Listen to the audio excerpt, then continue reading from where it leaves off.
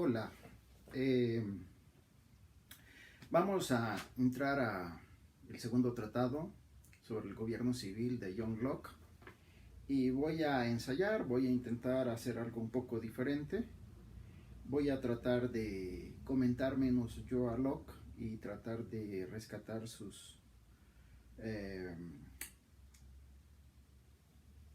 frases centrales que él va desarrollando en su argumentación.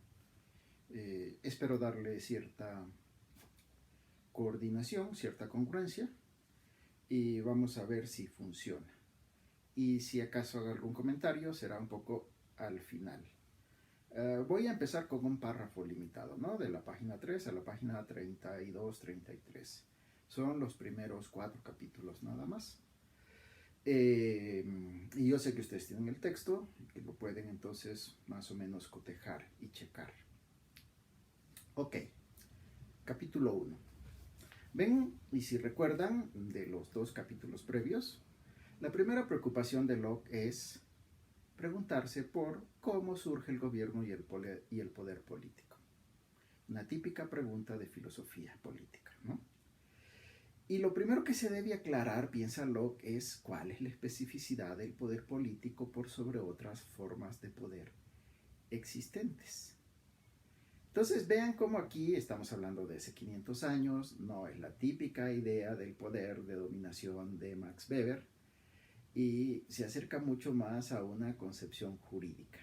En la página 9 dice John Locke: poder político es el derecho de dictar leyes bajo pena de muerte y en consecuencia de dictar también otras bajo penas menos graves, a fin de regular y preservar la propiedad y emplear la fuerza de la comunidad en la ejecución de dichas leyes y en la defensa del Estado frente a injurias extranjeras. Y todo ello con la única intención de lograr el bien público. Entonces, bueno, ven aquí los elementos que él pone, ¿no? Una elaboración jurídica, lo cual supone fundamentación normativa, reflexiones éticas, coloca en el centro de la convivencia humana el tema de la propiedad. Yo diría que no lo condenemos de entrada, porque digamos, claramente aquí el argumento de John Locke es que para que haya paz y civilidad entre los hombres, pues los hombres tienen que establecer reglas que les garanticen aquello que ellos más valoran y aprecian. Por eso el tema de la propiedad. Y la idea es cómo construir un bien común. Y el poder político es aquello que está orientado a construir, alcanzar este bien común sobre la base de una sociedad de propietarios, claro está. Bien, entonces, si escogí este párrafo es porque, digamos, a este capítulo, a esta breve clase, creo que el título perfecto va a ser John Locke, Estado de Naturaleza, y aquí vamos a ver esta forma más sutil, más elaborada, menos cruda, con relación a John Hobbes, de la idea de un hipotético orden previo a la existencia de la sociedad, ¿no? De la sociedad civil, ¿se entiende? Ok. Bueno, ¿qué es el estado de naturaleza? Es un estado de perfecta libertad y de igualdad. No es, sin embargo, un estado de licencia. Los hombres no tienen la libertad de destruirse a sí mismos ni a ninguna criatura de su posesión. Siendo todos los hombres iguales e independientes, ninguno debe dañar a otro en lo que atañe a su vida, salud, libertad o posesiones. Los hombres se ven obligados a preservar el resto de la humanidad en que les sea posible cuando su propia preservación no se ve amenazada por ello. Esta ley les ha sido dada a todos los hombres de tal modo que cada uno tiene el derecho de castigar a los transgresores de dicha ley en la medida en que ésta es violada. Este párrafo creo que es clave, ¿eh? Cuando lo relean, piénsenlo y deténganse a reflexionar. Y si en el estado de naturaleza cualquier persona puede castigar a otra por el mal que ha hecho, todos pueden hacer lo mismo. Pues en ese estado de perfecta igualdad, en el que no hay superioridad ni jurisdicción de uno sobre otro, cualquier cosa que uno pueda hacer para que se cumpla la ley será algo que todos los demás tendrán también el mismo derecho de hacer. Hay que asignar penas que sean proporcionales a la transgresión y que sirvan para reparar el daño, piensa John Locke. Al transgredir la ley de la naturaleza, el que realiza una ofensa está declarando que vive guiándose por reglas diferentes de las que manda la razón y la equidad común, las cuales son las normas que Dios ha establecido para regular las acciones de los hombres en beneficio de su seguridad mutua. Cada hombre tiene el derecho de castigar al que comete una ofensa y ha de ser ejecutor de la ley de la naturaleza. Bueno, me detengo brevemente. He ido leyendo literalmente párrafos seleccionados, selectos de hasta donde vamos esta parte del capítulo. Claramente, el estado de naturaleza es un estado de libertad y de igualdad. No existe ley en el sentido convencional como las entendemos, pero sin embargo sí existe una ley que no necesita más que intuición, algo que estaría grabado de forma profunda en la propia condición humana. Los hombres tienen el derecho de defenderse, pero los hombres tienen el derecho de defender a la humanidad en su conjunto. Por lo tanto, el estado de naturaleza es un estado de igualdad bastante ambiguo, que plantea el gran problema de si todos somos libres e iguales, si todos perseguimos nuestros deseos, ¿cómo demonios vamos a evitar chocar entre sí y entrar en conflicto? Por lo pronto, apelando a esta idea de la ley natural, apelando a la idea de que es válido hacer todo aquello que nos garantice nuestra conservación, pero que al mismo tiempo, si garantizamos eso, también tenemos una obligación adicional, que es la de orientarnos a lo colectivo, orientarnos a lo que en palabras de John Locke es la humanidad. También tenemos el deber de defender a la humanidad, porque no podemos tolerar los egoísmos. ¿Ven? Este segundo elemento, no podemos tolerar la arbitrariedad. Es cierto que todos somos iguales, pero en esa igualdad y en esa libertad otro puede hacerme daño a mí de forma arbitraria. Y al hacerme daño a mí o al hacerle daño a otro de forma arbitraria, yo estoy obligado a intervenir, invocando este principio de la ley de la naturaleza. Tengo que protegerme, pero tengo que proteger a los demás de las ambiciones, codicias, arbitrariedades de los otros que son como yo, en esta hipotética condición natural. Bien, retomamos entonces a Locke. Quien ha sufrido el daño tiene el derecho de exigir en su propio nombre, literalmente, una reparación, y es él y solo él quien puede perdonarla. La persona dañada tiene el poder de apropiarse de los bienes o del servicio del ofensor. Y esto es así por el derecho de autoconservación, pues cada hombre tiene el poder de castigar el crimen a fin de prevenir que vuelva a ser cometido, y tiene ese poder en virtud de su derecho de conservar a toda la humanidad y de hacer todo lo que estime razonable para alcanzar ese propósito. Cada ofensa que pueda ser cometida en el estado de naturaleza puede ser castigada en la misma medida en que puede serlo dentro de un estado, pues, aunque rebasaría los límites de mi presente propósito el entrar en los particulares de la ley de la naturaleza o en sus grados de castigo, es evidente en cualquier caso que dicha ley existe y que es tan inteligible y clara para una criatura racional y para un estudioso de la ley como son las leyes positivas de los estados. Y hasta es posible que sea más clara aún, en cuanto que los dictados de la razón son más difíciles de entender que las intrincadas fabricaciones de los hombres. Bien, como Locke aquí introduce algo que ya habíamos explicado siguiendo la interpretación de Woolwind. El estado de naturaleza en realidad puede existir en una sociedad civilizada donde no existan tribunales, donde no existe eficacia para respetar las leyes colectivas, donde no haya, aún no lo ha dicho John Locke, pero lo va a decir, un poder arbitrar que dicte justicia por encima de las emociones y arbitrariedades humanas. Entonces, la ley del estado de la naturaleza no es algo que podemos dejar atrás cuando pasamos al estado de civilización. En el estado de civilización, las leyes se vuelven más sofisticadas, pero en el fondo serán legítimas para John Locke si y solo si respetan este principio fundante normativo que es el de la ley natural.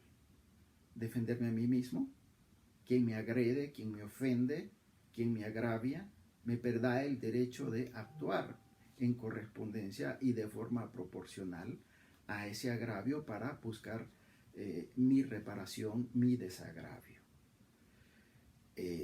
La ley de la naturaleza entonces solo establece este derecho abstracto y por supuesto necesito entonces construir el Estado, elaborar una jerarquía normativa más específica y profunda para poder entonces introducirme en la sociedad en un estado en donde pueda yo eliminar la arbitrariedad, la que yo puedo cometer sobre los otros y la que los otros pueden cometer sobre mí.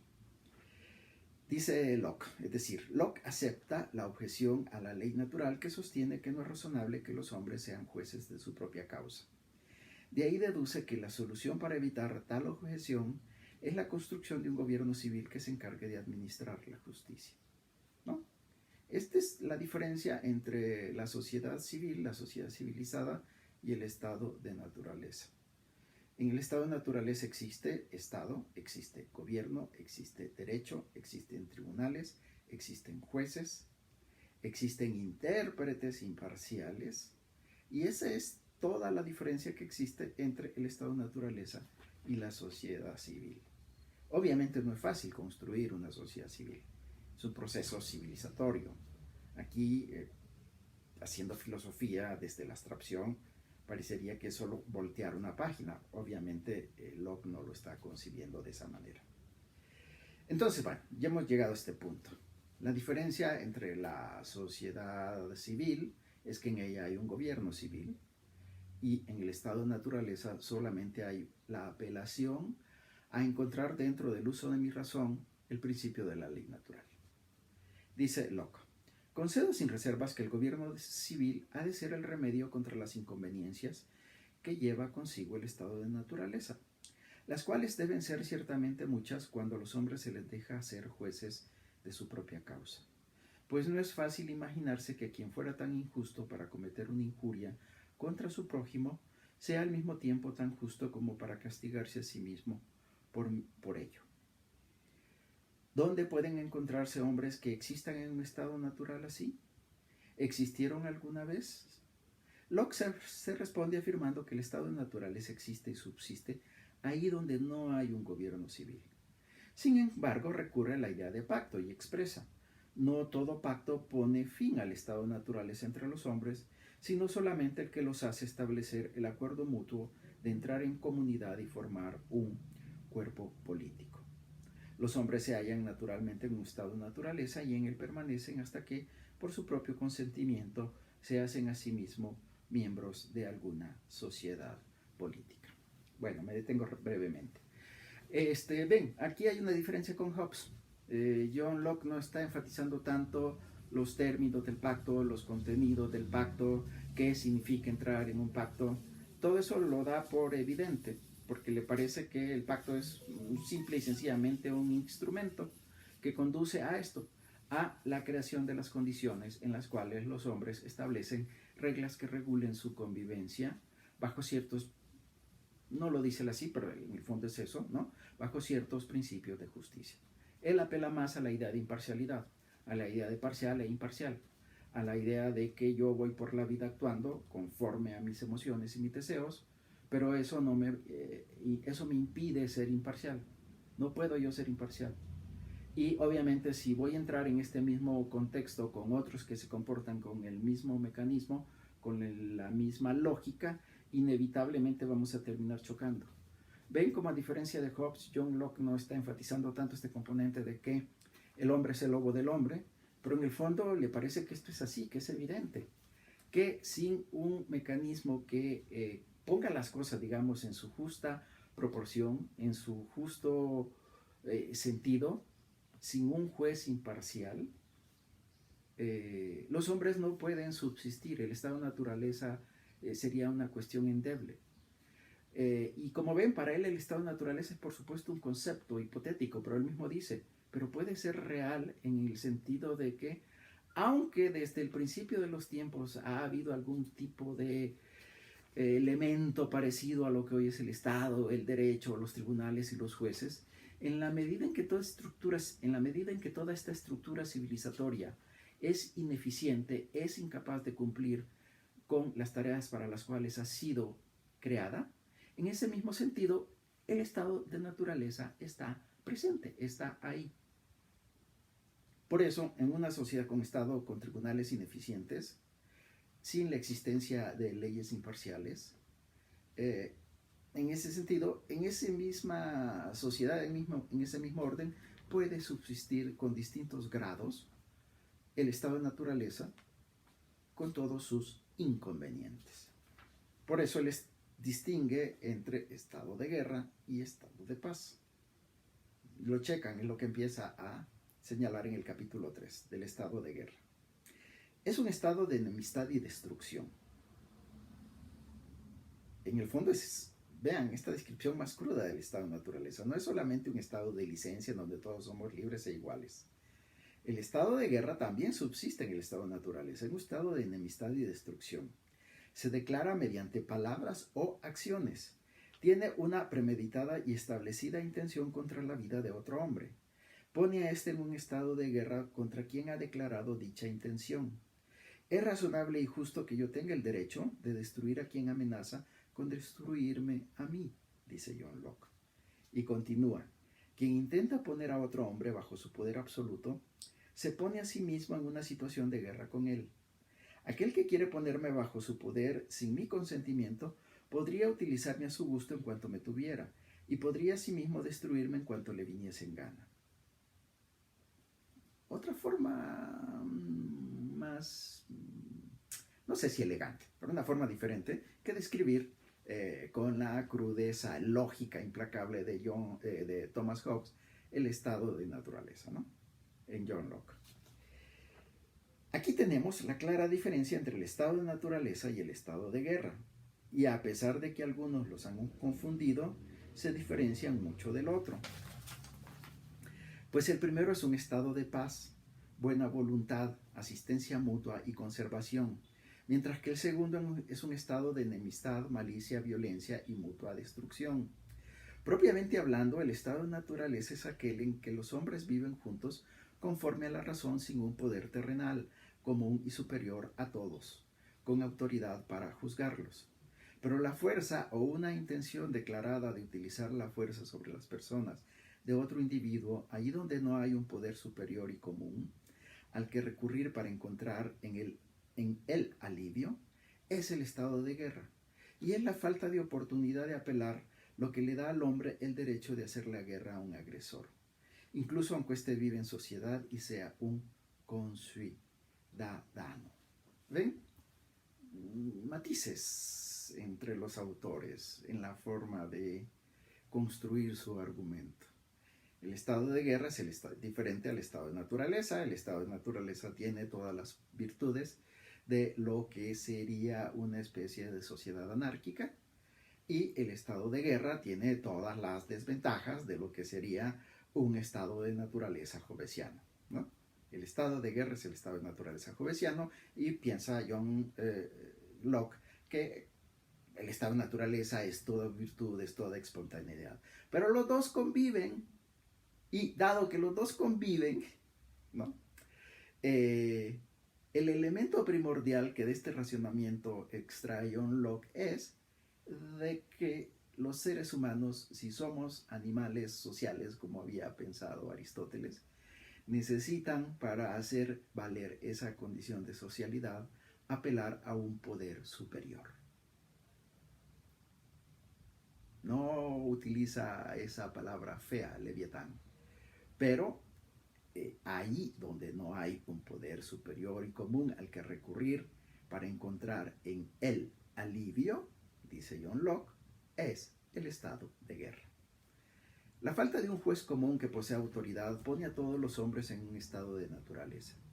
La fuerza que se ejerce sin derecho y que atenta contra la persona de un individuo produce un estado de guerra.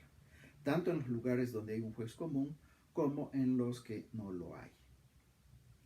Allí donde la posibilidad de apelar a la ley y a los jueces constituidos está abierta, pero el remedio es negado por culpa de una manifiesta perversión de la justicia y una obvia tergiversación de las leyes para proteger o dejar indemnes la violencia o las injurias cometidas por algunos hombres o por un grupo de hombres, es difícil imaginar otro estado que no sea el de guerra. Para evitar el estado de guerra es por lo que los hombres se ponen a sí mismos en un estado de sociedad y abandonan el estado de naturaleza. Porque ahí donde hay una autoridad, un poder terrenal del que puede obtenerse reparación apelando a él, el estado de guerra queda eliminado y la controversia es decidida por dicho poder. Bueno, claramente, ¿no? ¿Cuál es la ventaja de vivir en una sociedad? Apelar a un poder común que no sea arbitrario. ¿Cuál es la ventaja de vivir en una sociedad? Tener tribunales, tener jueces, tener principios que regulen este componente de conflictividad inherente en el estado de guerra que hace inviable el ideal o idílico mundo de un supuesto estado de naturaleza. Capítulo 4, y con eso terminamos este momento de la esclavitud, ¿no? Parágrafo 22. La libertad humana del hombre consiste en estar libre de cualquier superior sobre la tierra y en no hallarse sometido a la voluntad o a la autoridad legislativa de hombre alguno, sino adoptar como norma exclusivamente la ley de la naturaleza, ¿no? Eso es la libertad humana, que se consigue en el estado de la naturaleza. La libertad del hombre en sociedad es la de no estar bajo más poder legislativo que el que haya sido establecido por consentimiento, ¿no?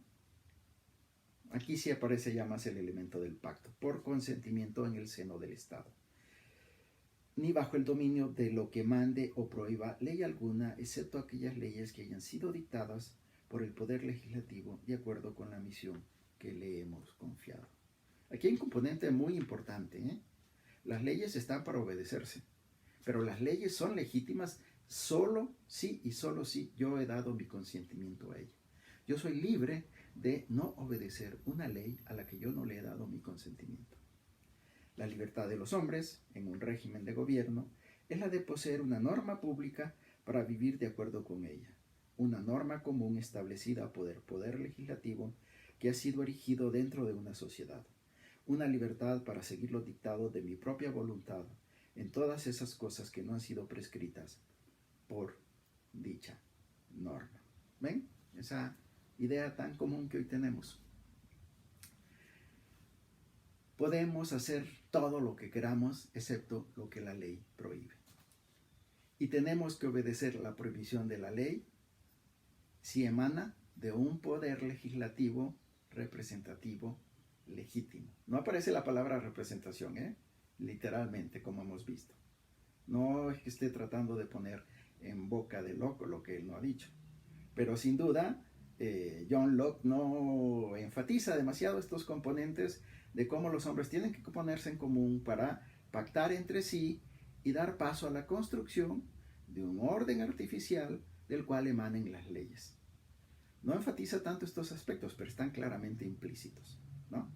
Y es por eso que las leyes que emanen de este pacto y de este órgano representativo, no utiliza la palabra, pero en el fondo es así, es en donde yo ya he concedido este consentimiento a esa ley, por la cual entonces yo puedo hacer todo lo que esté al alcance de mi mano, menos aquello que la ley me prohíba. ¿Y qué es aquello que la ley me prohíbe? Aquello que va en contra de la estabilidad de las condiciones mínimas para vivir en sociedad. Bien, dejo aquí por el momento este apartado y en el siguiente vamos a entrar al famoso tema que también ha hecho a John Locke célebre, su justificación de la propiedad. Muchas gracias.